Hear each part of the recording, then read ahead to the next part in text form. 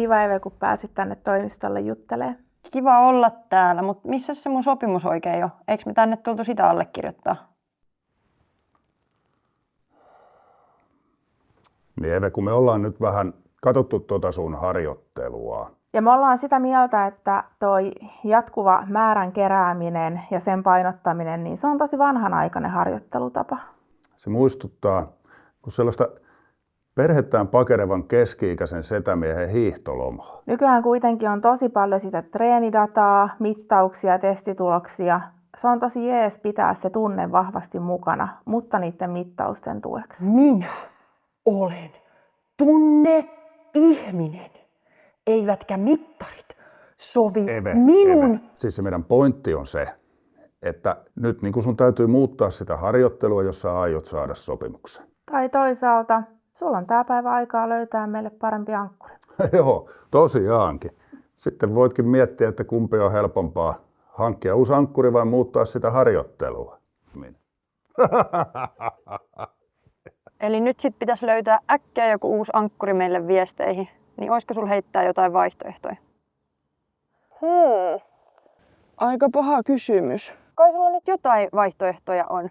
Mä lennän ulos pyrinnöstä, jos ei jotain tuu. Ei mulla kyllä tuu ketään mieleen, mutta ei se nyt kuitenkaan ihan kuka tahansa voi olla. No ei tietenkään. Mä yritän koko ajan miettiä, että kuka voisi olla hyvä. No laita mulle sit vaikka viestillä, ketkä olisi hyviä ehdokkaita. Mut nyt mulla on kiire, niin tsemppiä etsintöihin.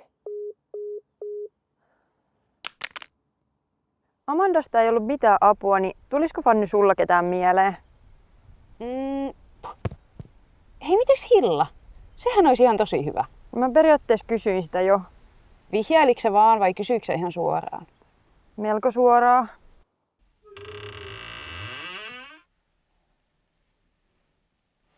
Vaihda pyrintään! Eli palataan huomenna?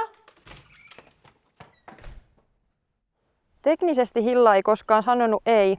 Et kai sitä voisi uusiksi kysyä. Jes, mä soitan sille heti. Ei, odota. Mulla on parempi idea.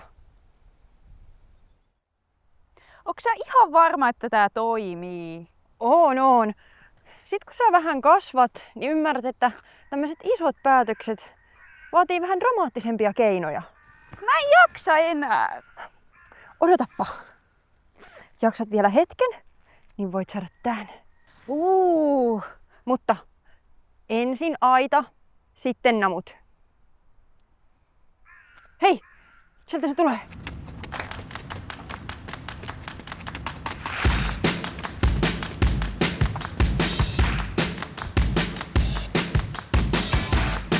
Mitäs te täällä teette? Tämä on raja. Selkeästi. Tästä eteenpäin saa mennä vain pyrinnön urheilijat. Eli liity meihin, niin pääset liikkumaan tänne kuntoiluparatiisiin. Aika kova hinta teillä. Kyllä mä tälläkin puolella ihan hyvin viihdyn. Mutta takin lisäksi voidaan tarjota sulle rahaa, mainetta, autoja tai vaikka vesijetti. Niin varmaan.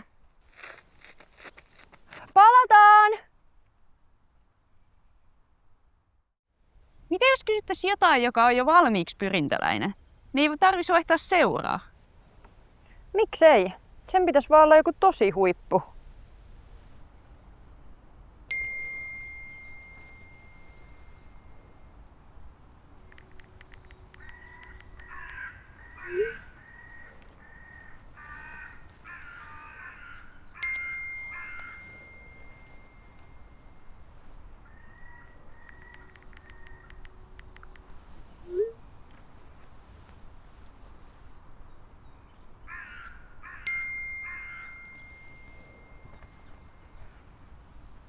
Hilkka!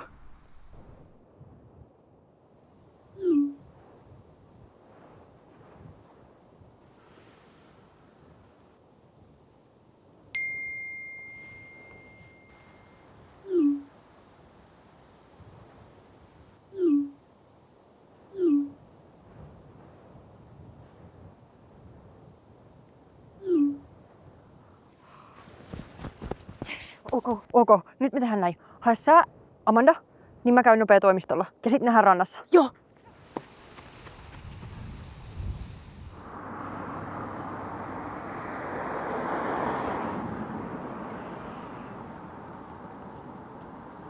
Siis mikä homma?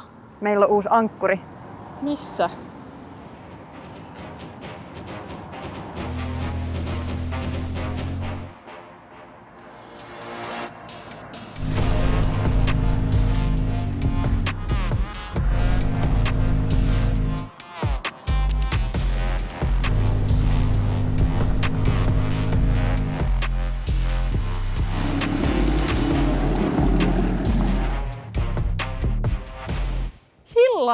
Hilla!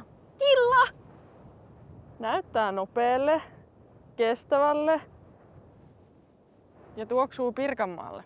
Toimii!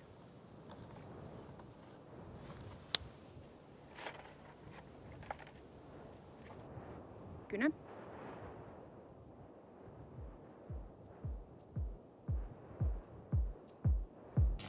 Tästä se lähtee. Kuka sitä muuten maksaa?